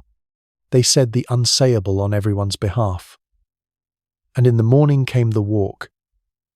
And the walk had its own unwritten liturgy, the whole company escorting the traveller down the lane, the crowd thinning by farewells at each crossroads, until at the last rise before the port road, only the mother and father walked alongside, and then came the spot, and everyone from that townland knew the spot, where the walking stopped, and the last embrace happened in the wind, and the young one went on alone, turning at the bend to wave, and the old ones stood in the road, watching until the road was empty. Then they went home and lived the rest of their lives.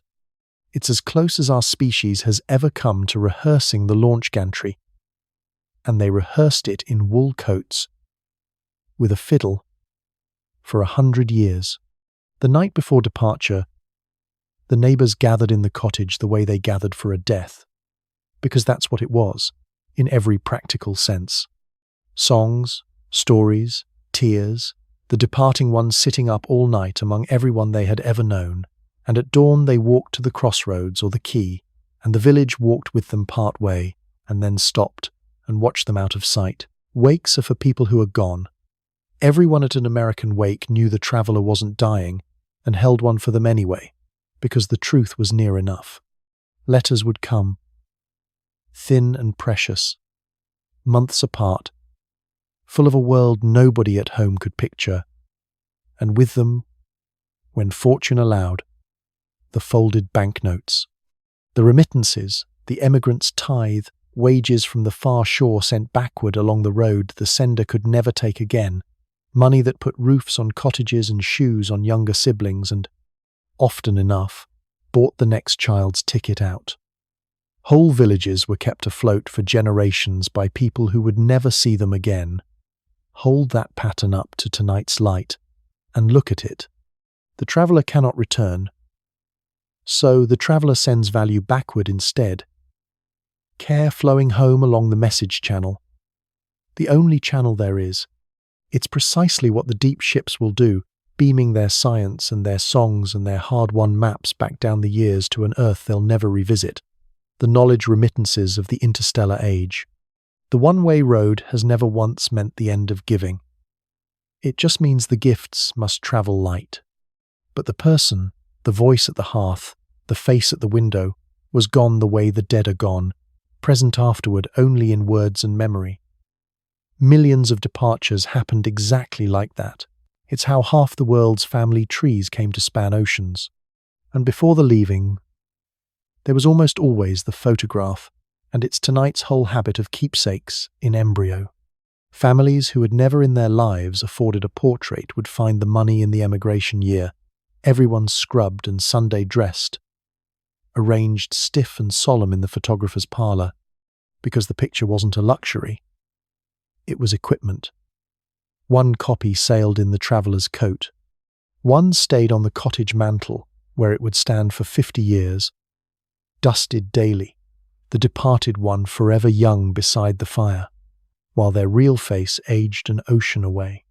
2 frames of the same morning, carried apart at the speed of a steamship, each one slowly becoming a picture of someone who no longer quite existed. If that isn't the golden record, I don't know what is. The instinct that bolted greetings to the voyagers is the same instinct that paid the village photographer, the deep human refusal to let distance mean disappearance. We cannot keep the traveller. We can keep the morning they left, and it turns out that's not nothing. It has never been nothing. And here's what the emigrants can teach the starships. Because their arithmetic was tonight's arithmetic in every way that matters. For them too, the road back technically existed and practically didn't. Priced out of reach, weeks of dangerous ocean, a lifetime of savings. For them too, messages could cross where bodies couldn't.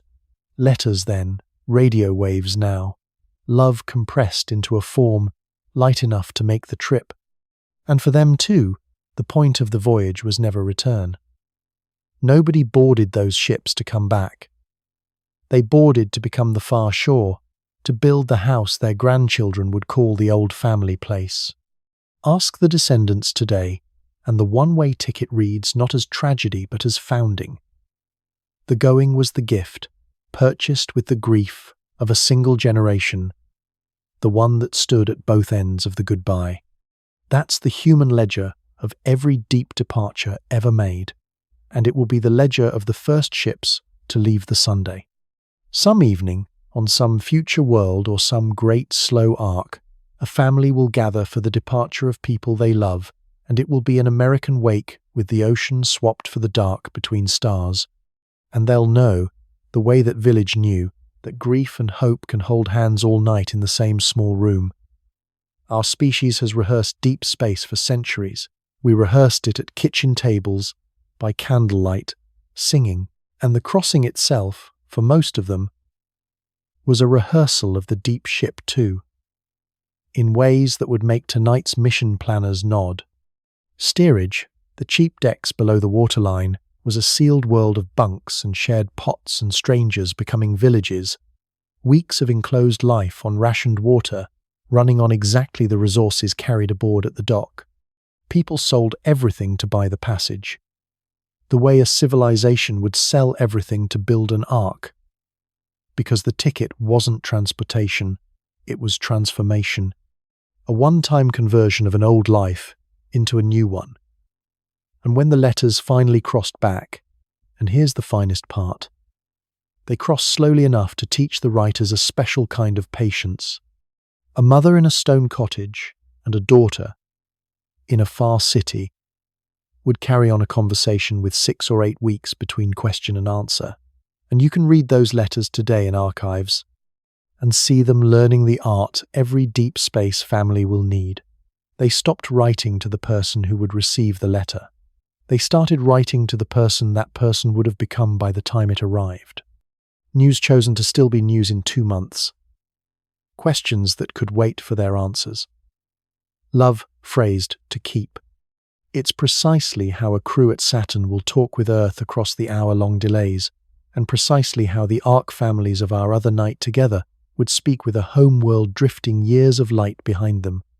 There's even a phrase for it in the old letters. Unknowingly perfect, writing to the future. Every message ever sent across the deep, by post or by radio dish, is addressed there. And the emigrants learned, as the star crews will learn, that the future writes back. So if we can't bring the travellers back, what do we do instead? We've already seen the answer once tonight, bolted to the side of 2 spacecraft in golden jackets. And it turns out that answer wasn't a one-off. It's a habit. Quiet and touching, that runs through the whole space age. We send keepsakes. The first probes ever flung past the planets carry small metal plaques, a man and a woman drawn in fine lines, a map of pulsars pointing home, in case anyone, ever, wonders. The little piano-sized craft that raced past Pluto carries, sealed in its hull, a portion of the ashes of Clyde Tombaugh, the Kansas farm boy who discovered Pluto through a telescope on a freezing night in 1930, so that the man who found that far world has now, in a sense, visited it and is currently leaving the solar system with his discovery astern. Chips of the Wright brothers' first airplane have flown to Mars. Millions of ordinary names, etched microscopic, ride aboard nearly every modern probe, gathered from anyone who asked. None of this is science. No instrument reads a plaque. It's older than science. It's what humans have always tucked into the luggage of travelers who won't return. The photograph in the emigrant's coat, the lock of hair, the letter to be opened on the far side. We can't bring the ships home, so we put home aboard the ships. And when a great mission finally ends, the teams hold something remarkably like a funeral, and I mean that warmly. When the Saturn spacecraft Cassini, after 20 years of flight, was steered into the planet's clouds to protect the ocean moons it had discovered, the room that had flown it for a generation stood together in the small hours, watched its radio voice flutter and go silent, and wept and embraced. And someone said, simply, that was a life well lived.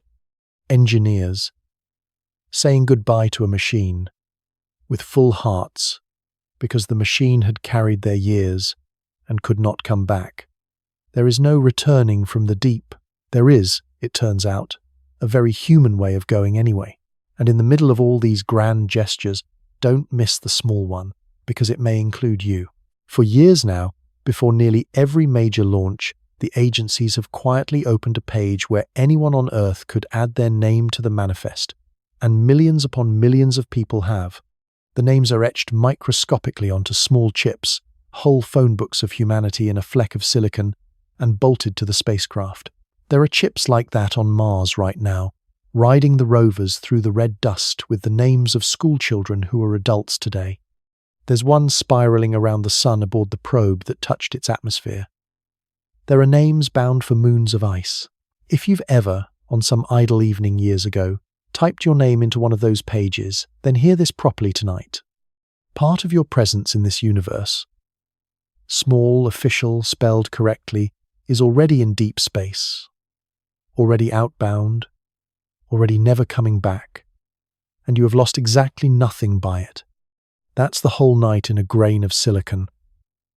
Our species keeps signing the emigrant's guest book, cheerfully, by the million, every time the ship leaves the dock. Whatever our fears say, our signatures believe in one-way voyages. They always have. And once you see the one-way truth clearly, something surprising happens to the people in this story. They stop flinching. Because the moment you stop pretending the return exists, the voyage changes shape, and history is full of people who preferred the honest version. In the earliest years of the space race, before anyone had even orbited the moon, 2 American engineers quietly published a study proposing the fastest possible way to win the race to the lunar surface. Send one man, one way, with supplies launched ahead of him, and bring him home years later, once the bigger rockets existed. A one-way spaceman, provisioned like a lighthouse keeper. The plan was never flown, and mercifully so, but read it today, and what strikes you isn't the audacity, it's the calm.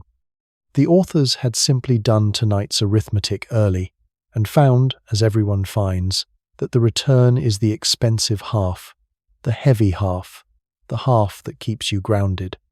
Half a century later, when a private venture announced, loudly and shakily, a plan for one-way tickets to Mars, the part everyone remembers is not that the venture folded, which it did, but that 200,000 people applied.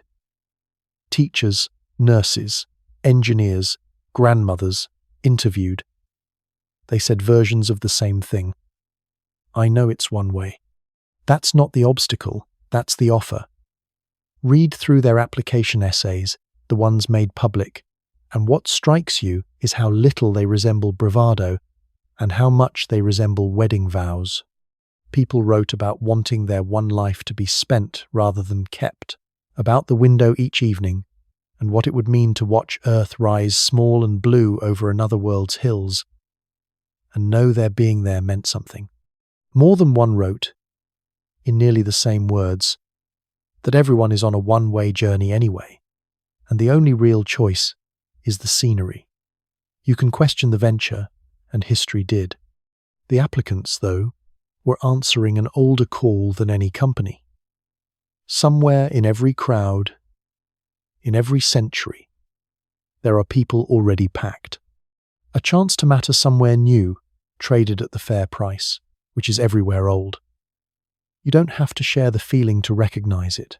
It's the emigrant's feeling, the wake at the crossroads, and it has never once been in short supply. Whenever the ships are finally built, the queue will already be there, wrapped twice around the building, in the rain. We know what the queue is made of, too, because we've been screening its members for a century in the one-way places we already run. The winterers of the high ice pass through careful selection, and the selectors will tell you the surprising thing they've learned, which is that they aren't looking for heroes.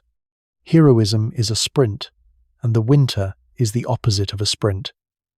They look for menders, people who fix the generator and the argument. People with a hobby and a sense of humor about weather. People whose response to a closed door is to get comfortable and put the kettle on. The same quiet profile turns up in the crews of the great submarines, who vanish beneath the sea for months at a stretch, sealed in steel, no surfacing, no messages home beyond a trickle, and who describe, in almost the winterer's exact words, the strange peace that settles once the hatch is shut and the ocean closes overhead. The world's noise stops arriving. The job becomes the whole world, and the crew becomes the whole species. And the months, they'll tell you, can pass sweetly. When those submariners finally surface, they walk up into a world that has moved on without them. Elections decided, songs risen and fallen, nieces suddenly taller, and they absorb the little shock and carry on, and that absorption, practiced and survivable, is the skill the deep will ask of everyone who goes. We already grow such people. Every winter station and every long patrol is quietly proving that the one-way temperament isn't rare or strange. It's ordinary competence plus a talent for the present tense. And the present tense, as we're about to see, is the only place anyone has ever actually lived. The winterers even have their festival, and of course they do. Humans always do. On the longest night of the polar year, midwinter's day, every station on the ice stops work for a feast. The best meal of the year hoarded and prepared for weeks. Toasts exchanged by radio between stations of a dozen nations scattered across a continent of darkness. Greetings sent from the world's leaders to a few hundred people the world cannot reach. It's the closed-doors own holiday, celebrated at the exact bottom of the isolation, the point of maximum no return. And by every account, it's the warmest night of the winter. Remember the ship's calendar from our Ark night, the festivals designed as load-bearing structure. Nobody designed midwinter dinner. It grew, wild, in the first sealed habitats our species ever ran, which tells you the Arks won't have to teach their crews to furnish the dark with warmth. That software ships with the species. Put humans anywhere with a closed door and a long night, and they will, reliably, invent a feast. Which clears the way, at last, for tonight's strangest question, the one I promised you at the start. Suppose none of it applied. Infinite fuel, patient bones, tame time. Suppose a crew flew out into the deep, turned around, and flew faithfully back to the exact spot they left. Here's the secret the universe has been keeping behind every other lock tonight. There would be nothing there. Not ruins. Nothing. Empty dark and the far cold stars. Because the spot doesn't exist anymore, and it never did. Not the way we imagine. Home doesn't wait. Home doesn't even stand still long enough to wave. Feel it from your bed. Gently. Because you're doing it right now. The room around you seems like the stillest place in creation. The lamp, the dresser, the familiar dark. That stillness is a story your senses tell you. And it's tonight's last illusion to let go of. Your room is aboard a planet. And the planet is under sail. Earth is swinging around the sun at 30 kilometers every second, 100 times faster than a rifle round, and it never passes the same water twice, because the sun itself is underway, hauling its whole flotilla of worlds around the great slow wheel of the galaxy at more than 200 kilometers a second. Since you lay down tonight, your bedroom has moved further than most nations are wide.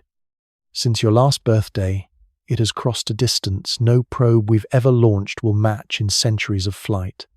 The place where you were born, the actual point in space where your first morning happened, is now unthinkably far astern. Back along the sun's wake, farther behind you than any destination we dream of, is ahead. You cannot visit it. Nothing can. There's nothing there to visit, just the empty water where a ship once passed.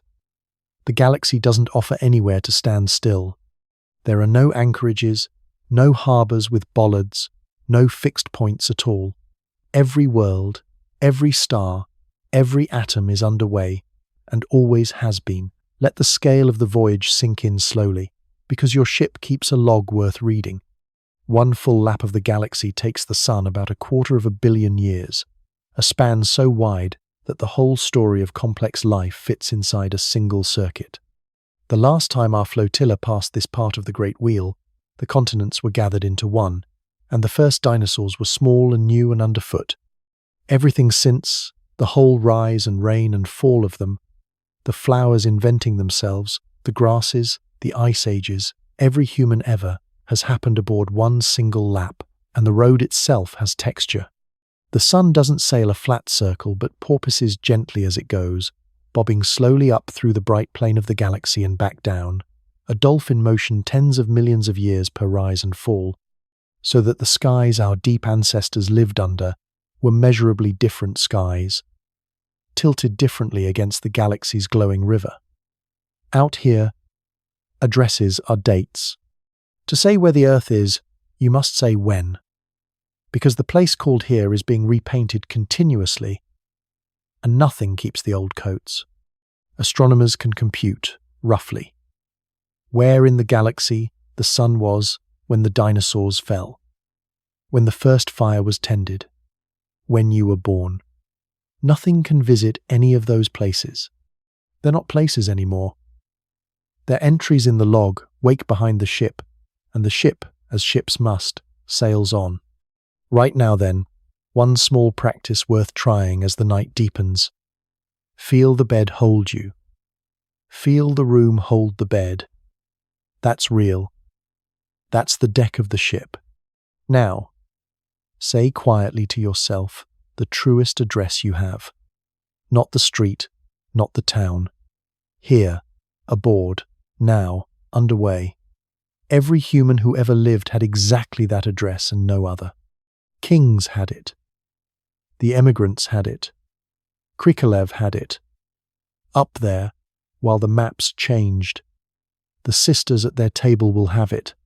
It's the one address that never goes out of date, because it moves with the ship, and the ship never stops, and you never leave it. Everything else on the envelope is decoration. When the deep ships sail, their crews will write letters home to a place that is also moving, from a place that is also moving, and both addresses will still be true, because both will say the same thing underneath. Aboard. Underway. Together. Yours says it tonight. It has said it every night of your life, and the sky itself, the fixed and faithful sky, is dissolving as it goes, just slowly enough to flatter us. The constellations feel eternal because our lives are brief, but every star in them is a ship on its own course, each with its own speed and heading, and the patterns are chance meetings, not architecture. Run the sky forward 100,000 years, a blink in tonight's terms, and the familiar shapes come apart like a crowd after a concert. The plough loses its handle, the hunter his belt, the pointers stop pointing. Run it backward, and the Ice Age hunters lived under arrangements no living person has ever seen, which means even the one return we all secretly believe in, that the stars of your childhood will always be up there, unchanged, waiting, is only another lap of the same lesson, running slow enough to be beautiful. It's a snapshot of traffic taken from a moving ship, and no two generations of humanity have ever sailed under quite the same photograph, and none ever will again. And you can't even step off the current at the largest scale of all, because on the grandest map, space itself is underway. The universe, measured every way we know how, is expanding, the distances between the great families of galaxies stretching, patiently, everywhere, all the time, far enough out that stretching outruns everything. There are galaxies in tonight's sky, whose light is reaching us now across the gulf, but which are already, in the deepest sense, beyond reply. A message sent from Earth today, at light speed, forever, would never arrive, the road lengthening under it faster than the traveller can run. The universe has a horizon, and it's a one-way horizon, and it's drifting slowly closer, all the time. I don't offer that as something to fear, because it's the opposite of urgent. It's the calmest, largest fact there is. The cosmos itself is an outbound voyage. Not one part of it, anywhere, at any scale, from the dust grain to the galaxy cluster, is on its way back to anything. When the deep refuses our round trips, it isn't singling us out. It's telling us, in the politest physics, the only itinerary it has ever printed for anyone. Ah, but what about the doors in the movies, you might ask? And it's a fair midnight question. The wormholes, the warp fields, the folded shortcuts that let heroes nip across the galaxy and be home for dinner. Wouldn't those repeal tonight entirely? Here's the honest, gentle answer. Every tested piece of physics we own, and we've tested our two great theories to a dozen decimal places, points the same patient direction as tonight. The shortcut geometries do appear in the equations of gravity as curiosities, the way impossible staircases appear in clever drawings. But holding one open, the theorists find, would demand kinds of matter nobody has ever detected, in quantities nobody can define, doing things energy has never once been seen to do. Nothing forbids the universe from surprising us someday in the dark centuries ahead. It has surprised us before. But notice what we'd actually be wishing for. A universe with easy doors home would be a universe with a different past, one where every emigrant sailed back the next summer, where nothing was ever fully given, where the golden records were unnecessary and the wakes were never sung, and where, frankly, none of the beauty in tonight's story would have had reason to exist. The one-way universe isn't the disappointing draft of a better one. It's the one where leaving means something, and therefore the one where staying does too. If a door home ever opens in the far future, our descendants can rejoice then. Tonight, we live in the universe that made the golden record worth sending, and I find I wouldn't trade. So the phrase itself, going back, quietly comes apart in your hands, and this is the gentle revelation at the bottom of tonight. Back isn't a place. It never was. Krikalev's Leningrad, the emigrant's stone cottage, the exact spot of your first morning, all of them are downstream now, and the current only runs one way. What we call a place is really an event, a meeting of ground and hour, and particular people, and events don't persist. They happen once, beautifully, and join the wake. Even your own body agrees. Because you are, atom for atom, made of successful one-way voyages. The iron in your blood tonight was forged in the heart of a star that no longer exists, thrown outward in its final scattering, sailed the deep for ages, and never went back. Because there was no back, the star was gone. The calcium in your hands, the oxygen you're breathing, all of it is émigré material, arrived here from furnaces long dispersed, settled into a planet, then a garden, then you. Nothing in you has ever returned anywhere. Everything in you has only ever arrived.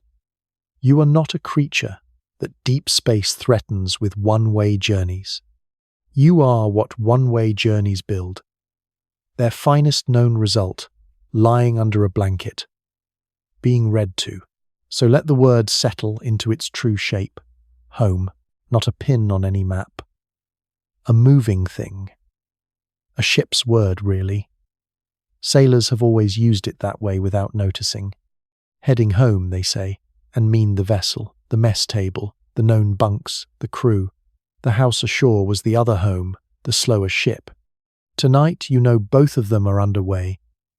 The cottage and the coastline and the continent beneath it, all sailing together, wake behind, morning ahead. Nothing you love is anchored. Everything you love is aboard. There's a deep calm on the far side of that sentence, the same calm the winter has found, and it's yours to keep. Stillness was never on offer, anywhere, to anyone, but togetherness was. Togetherness is the universe's actual gift. The one thing it lets travel in convoy. And your whole convoy, every ship of it, is running tonight in close formation. No stragglers, bound the same way. Which means every traveller who ever lived was a deep space traveller in the one way that counts. The village the emigrant left stopped existing the morning she sailed, replaced, day by day, by another village wearing its name. The home you grew up in has followed her cottage into the dark. Even if the house still stands, even if your old room still has your bed in it, you can drive there, knock, be welcomed. You'll have arrived somewhere wonderful and new that remembers you. The visit can be sweet precisely because it isn't a return. Nothing is. The universe doesn't do returns. It does journeys and it does memory.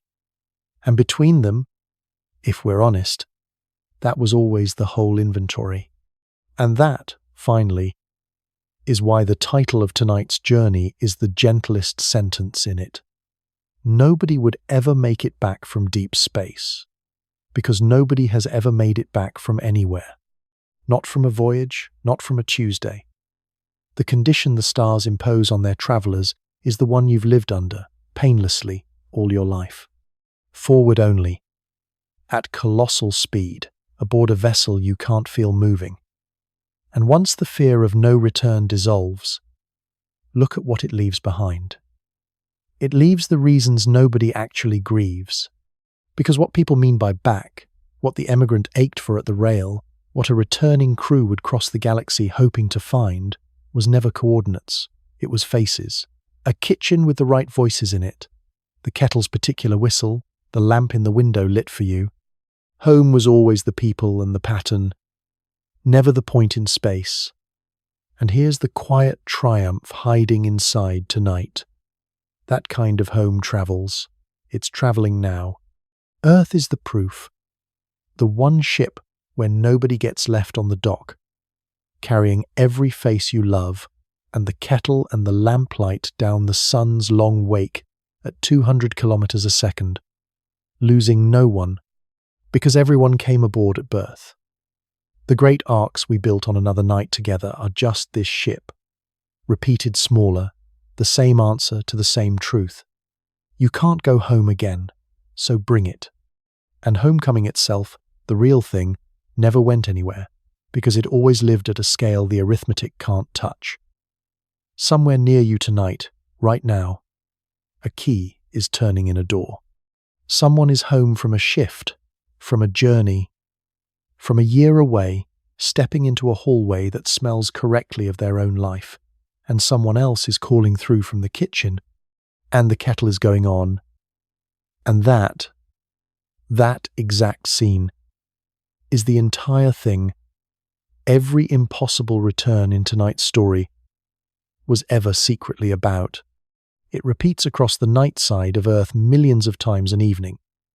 The most ordinary of miracles, and the physics bill for it is nothing. Because the distance is nothing. Because we long ago learned to keep the things we can't bear to lose within arm's reach of each other. That's what a home is. It's the one arrangement of the universe where return is cheap. The deep hasn't taken homecoming from us. It's the contrast that shows us where homecoming actually lives, which is small and nightly and lamplit and currently, if you listen, all around you. And if it should be your fortune to lie awake a while yet, be glad you're doing it in this particular century. Because we're the first people who ever got to know all this in advance. Every earlier age of travellers found the one-way truth the hard way, mid-ocean, mid-ice, mid-grief. We're the first to have the whole bill itemized before booking. The fuel, the years, the bones, the time, the moving harbour, all of it laid out plainly by 2 golden ships, and a rover full of pebbles, and a man who orbited while his country dissolved.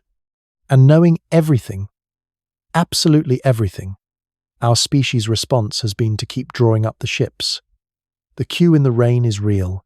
The seed vaults are stocked. Your name may already be sailing. There's something in that to fall asleep proud of. We read the terms in full, the strictest terms any journey has ever carried. And somewhere deep in the species, quietly, without a vote, we signed. Let the whole one-way universe settle over you now, like the blanket it secretly is. Somewhere out in the deep dark, the 2 golden travelers are still leaving, faithfully, carrying the sound of rain past the last thin breath of the sun's wind. And they'll be leaving still when your grandchildren's grandchildren are old, and there's nothing sorrowful aboard them, only greetings. The little rover is still on Mars this evening, patiently sealing pebbles into tubes for a ride home that will cost a kingdom, and the pebbles don't mind waiting. They've waited 3 billion years. The night side of Earth is turning under the galaxy's arch.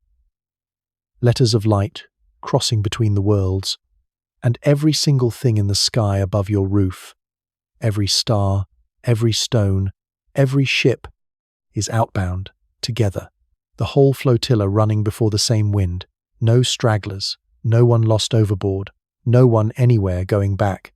You're not falling behind. Falling behind isn't possible. You were exactly abreast of everything that exists, tonight, in the only harbour there has ever been, which is now.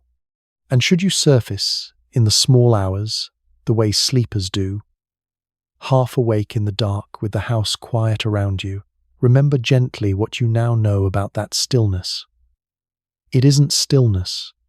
It's perfect motion, the kind too smooth to feel. Your room running its great course with the fleet. Everything aboard accounted for. Nothing needed your watch while you slept, and nothing was left behind, because leaving things behind is the one maneuver this universe doesn't perform. The kettle is where you left it. The people you love are exactly as far away as they were, which for the lucky is a wall or a phone call, and the wake behind the world has already smoothed over the evening the way water does. Turn the pillow to the cool side. Fall back in. The ship handles the night shift, and she has never once, in 4 billion years, missed a morning, and morning, when it comes for you, will arrive the way it arrives on every well-run vessel, without fuss, on schedule, delivered across the harbour of space at the speed of light. The sun will be there, 8 minutes up the road, right where the fleet left it. The kettle will work. The people will be the people, one night further down the voyage and entirely themselves, and the whole outbound universe will have carried you gently forward through the dark without asking anything of you at all. That's the other thing about a one-way journey nobody mentions. It means you can never be lost. There's no wrong turn to make in your sleep, no way to drift off course, because the course is everything, everywhere, moving together. You'll wake exactly where you should be, which is further on, which is where everyone you love will also be, which has another name, and the name is tomorrow. It's the one destination with a perfect arrival record. And your ticket, like everyone's, was issued at birth, one way, window seat. And if you'd like something to count as the drift takes you, count the fleet. It's better than sheep, and it's all true.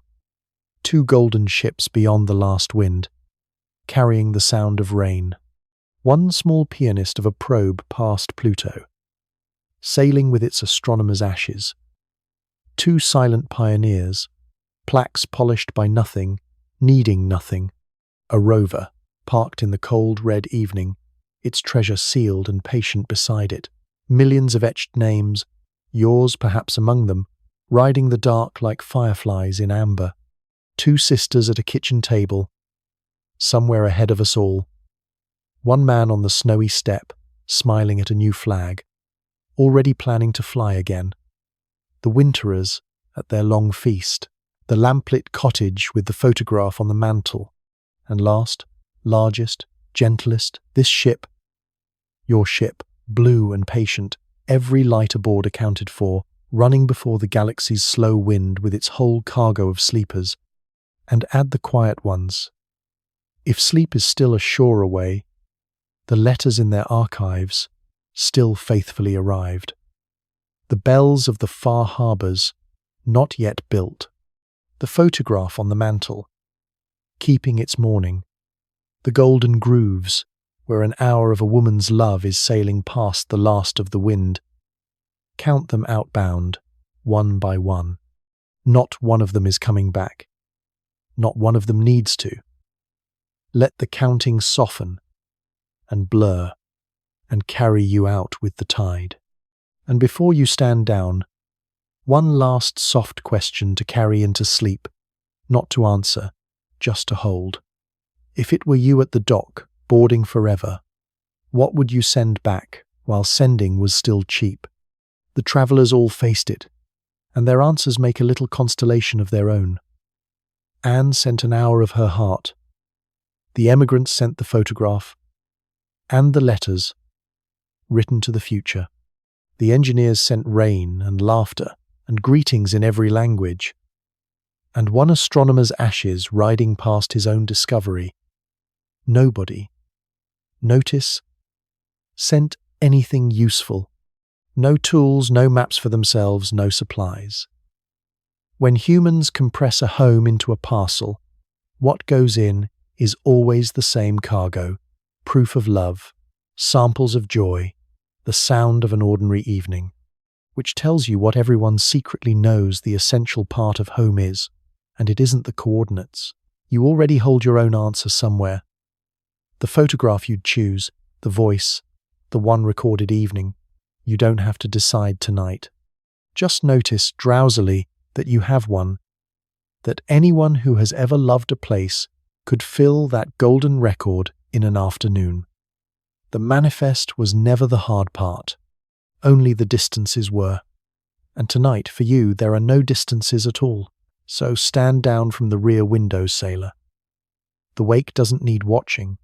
Everything back there has already become memory, which is the one cargo hold nothing can fall out of, and everything ahead will arrive on its own schedule whether you wait up or not. Your ship is running beautifully. Gravity has you pressed gently into your bunk, the air is cycling, the engines of the world are humming their old torchlit hum 3,000 miles down. And the crew, the whole crew, everyone you have ever loved, is aboard and breathing slow. Nobody would ever make it back from deep space. Nobody needs to. The voyage was only ever outward, and it was never once made alone. Let your breathing find the ship's rhythm now, long and even, out and out and out. You can forget every mountain of fuel and every golden record by morning. The journey will keep making itself, the way it has since the first morning of the world. And all you have to do tonight is what every good crew does between watches, which is nothing. Nothing at all. Just rest, carried, moving, home. If you're still awake and you'd like one more journey, there'll be another one waiting on the screen to carry you onward. Otherwise, stay just as you are, tucked warm in your bunk aboard the oldest ship there is, bound for tomorrow at 200 kilometers a second, right on course. The stars will keep spinning while you sleep.